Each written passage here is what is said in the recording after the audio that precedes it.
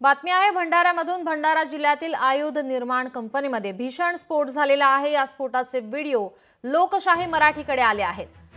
जवाहरनगरच्या ऑर्डन्स फॅक्टरीमध्ये स्फोट झालेला आहे। या स्फोटाचे व्हिडिओ आता लोकशाही मराठीच्या हाती लागलेले आहेत। यात 5 लोकांचा मृत्यू झाल्याची प्राथमिक माहिती समोर येते। भीषण असा स्फोट झालाय। स्फोटाचं कारण अद्याप अस्पष्ट आहे, तर 5 ते 7 जण यामध्ये जखमी झाल्याची माहिती समोर येते।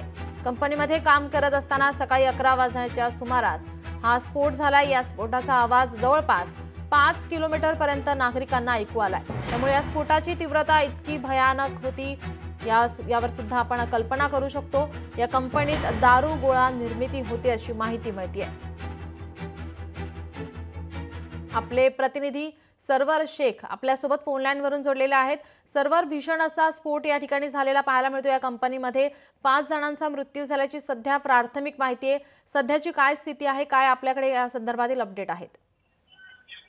सध्या स्थितीमध्ये जखमींना हॉस्पिटलला आणल्या जात आहे आणि त्यांना काही सिरियसना रुग्णालयात ट्रान्सफर देखील करण्यात आलेला आहे। काहींना नागपूरला पाठवण्यात आल्याची प्राथमिक माहिती येत आहे, तर काहींना 3 ते 4 रुग्ण हे आयुध निर्माण हॉस्पिटलला आणण्यात आलेले आहेत आणि बचाव कार्य मोठ्या प्रमाणात सुरू असून पोलिसांचा देखील चोख बंदोबस्त लावण्यात आलेला आहे आणि घटनेचे कारण नेमके काय आणि कसं स्फोट झाला याची सुद्धा माहिती घेतली जात आहे।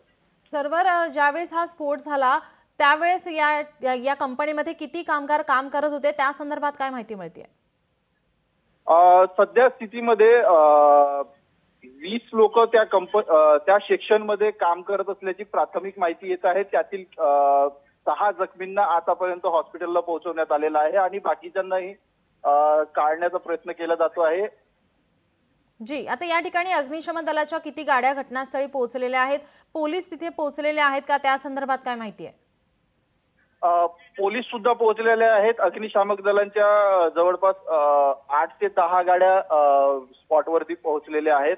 मात्र तिथपर्यंत जाण्याची परवानगी नसल्याने बाहेरील व्यक्तींना तिथपर्यंत जाता येत नाही। आता ही आग विझवण्यात आलेली आहे का आणि किती जखमी आहेत, त्यांच्यावरती कोणत्या रुग्णालयामध्ये उपचार सुरू आहेत, त्या संदर्भात काय माहिती आहे? काहींना भंडारा येथील रुग्णालयात ट्रान्सफर करण्यात आलेला आहे, जे गंभीर जखमी होते आणि त्यातीलच काही जे किरकोळ जखमी होते त्यांना आयुध निर्माण हॉस्पिटल इथे आणण्यात आलेले आहे। जी, आता जे कंपनीचे मालक आहेत ते या ठिकाणी पोहोचलेले आहेत का, त्यांची काय प्रतिक्रिया समोर येते का?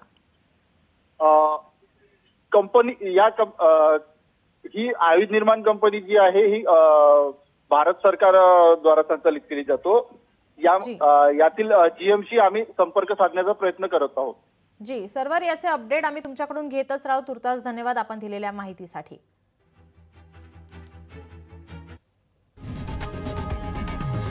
लोकशाही मराठी ऐका, पहा, जागरूक रहा।